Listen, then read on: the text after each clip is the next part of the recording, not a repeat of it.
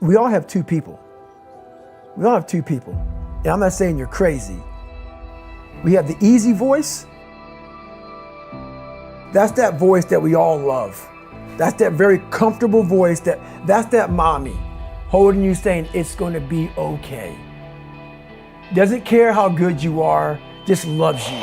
Just loves you no matter how messed up you are in life.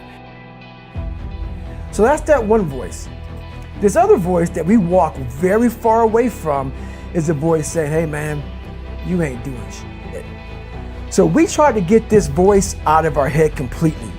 And we live over here in this land. So what you have to do first is turn up this voice over here. The voice saying things to you that aren't nice.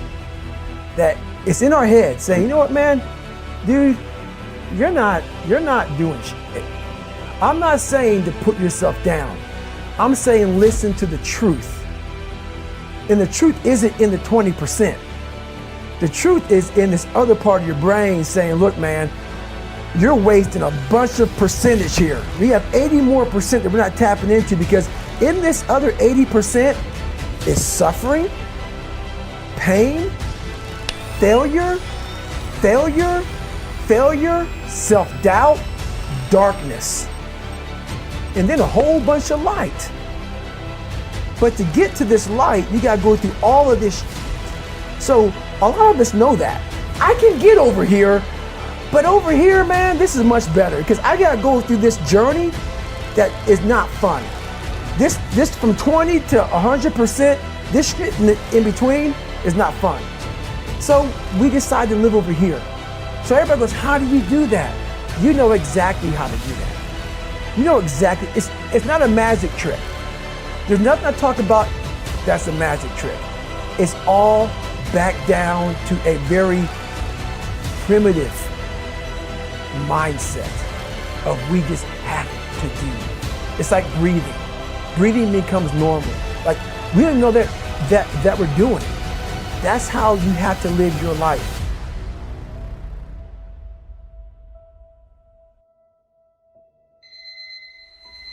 When that alarm clock goes off at 4 or 5 in the morning, your mind says no. You just say, it's just what we do. It's what we do now. Because to get to where you want to go, the amount of pain involved, I'm not saying physical, I'm not saying you got to break yourself off. The amount of mental pain of how many times you're going to have to do something that you don't want to do to get to where you want to go. When I was 297 pounds and I was fat as hell trying to be a Navy SEAL, the scariest thing in the world to me, even to this day, was that could have been the rest of my life. I thought then I was trying hard. That's the scariest thing in the world. I thought then, 297 pound, working for Ecolab, spraying for cockroaches, making $1,000 a month. I thought that was me at my 100% potential.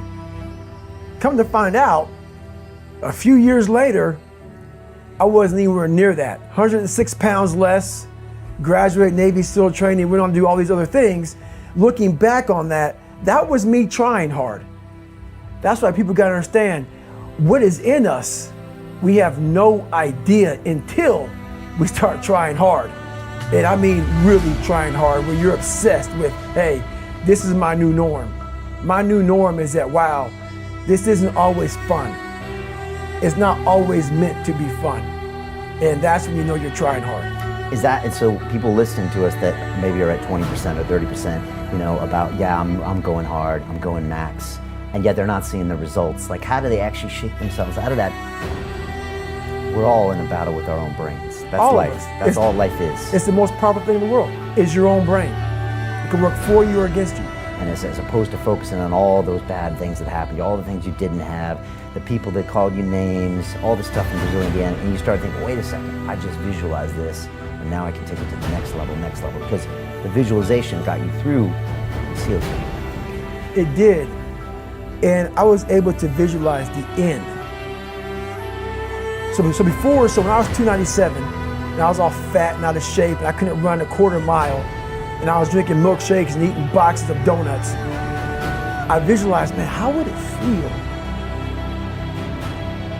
for a brief moment So there was 22 guys that graduated. I watched this segment on TV about these guys going through Navy SEAL training. And I couldn't even, I wasn't a great swimmer. I was afraid of the water, all this crap, man. But at the very end, it says 22 guys. This commanding officer's up there and he gives this great speech. I was like, man, I wonder. So I started visualizing me being the 23rd guy in these dress whites, sitting there with these guys, getting that Navy SEAL, graduating this Navy SEAL training. I was like, God. So I put myself there. I was like, man, that's an amazing feeling. I put myself there at 297, not even able to do anything that these great men were doing. I said, man, if I could feel that would change my life. I could just feel that. It lasts for 1 second. You get that certificate, you walk across the stage, and what's next? But I didn't know that then. My mind wasn't, I thought I'd live in that moment forever. So I said, wow, man, if I could just feel like that. If I could feel like that. And what was that feeling you wanted so bad? Respect, No, accomplishment? victory. I wanted to win. Not like beat somebody else. It wasn't about that. I just wanted to go the distance. Everything in my life, when something got hard, I quit. If it was reading, that's where, I wasn't great at reading, I wasn't great at writing, so I just quit. I couldn't catch on as fast as you. I had to work harder than you, so I quit. I wasn't great at things, so I quit. I'm not good at this. Like, man, if I could just go that distance, that extra mile, to just go, just to finish. I want to finish. I want to feel victory. And victory for me wasn't winning, it was just finishing. So I said, you know what? If I could feel like these guys feel, it would change my life. But what I realized, the best feeling I had was when I was by myself trying to lose this weight. I had to lose it in literally less than 3 months. 106 pounds in less than 3 months. And literally, I started feeling victory just by putting myself in the battle. It wasn't about going to Navy SEAL training. It wasn't about being the 23rd guy in that chair. I started realizing, man, just by going to war with myself every day and putting these challenges and these goals and these obstacles, these insurmountable obstacles. So it wasn't about losing 106 pounds. Me losing 5 pounds was an accomplishment. Me losing 10 pounds and then 50 pounds. And then the more I did this, the more I gained confidence. And then the more I gained confidence, the more I realized these guys can't do what I'm doing right now. I had no coach, had no trainer, had no money. I didn't know how to lose weight. I had no knowledge of what I was doing. I was just working. I was just sacrificing. And then through that, all these different tools started coming up. But I would have never found these tools if I didn't put myself in a very uncomfortable place. We all look for toughness. We all want it, but we look for it in a comfortable environment. You will not find toughness in a comfortable environment. Those of you who are listening to this, whoever hear this, you will not find it.